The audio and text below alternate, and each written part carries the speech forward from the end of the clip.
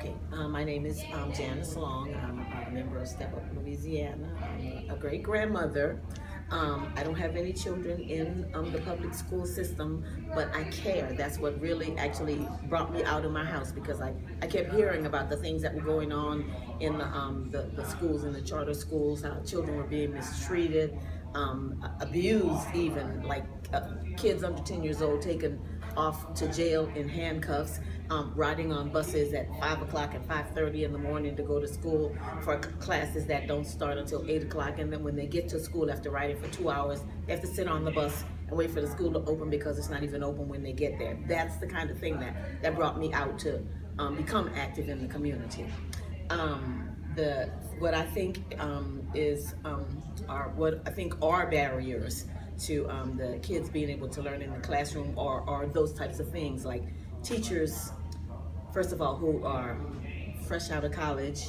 They have no teaching experience. They are not actually teachers because they weren't prepared to be teachers. Their degree is in something else, and they're here to get their loans paid. So they're here for 3 years. They don't have a real investment in the children. They can't relate to them because they're not the same culture. They don't live in the community. And so they're just occupying space, and the children are just falling by the wayside. They're not being taught. There's no cultural relevance in the curriculum that the children have in the schools. They're not being taught anything about anybody who looks like them. They're not being taught anything about their history. There's no Black history, no brown history.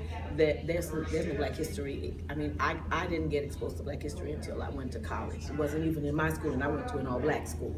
And that was a long time ago. Although my teachers did talk about it, but we did not actually have Black history class.